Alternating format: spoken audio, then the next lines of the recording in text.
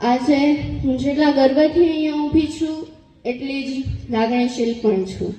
તમને બધાને ખબર છે એમ છેલ્લા ઘણા સમયથી આ મંચ અને આ માઇક મારો પર્યાય બની ગયા છે, પણ આજે આ સ્ટેજ ઉપર મારી આ છેલ્લી સ્પીચ છે અને આ ક્ષણે હું મારા હૃદયના દરેક ધબકારે મારા શિક્ષકો અને શાળાના સ્ટાફનો આભાર માનું છું કે જેમણે મને માત્ર અક્ષર જ્ઞાન જ નથી આપ્યું, સત્ય અસત્યનો ફરક શીખવાડ્યો છે, સાચું શું છે ખોટું શું છે સાચો માર્ગ બતાવ્યો છે અને સાથે સાથે આ મંચ પર ઊભા રહીને દિયા રઘુવંશી તરીકે બોલવાની હિંમત આપી છે.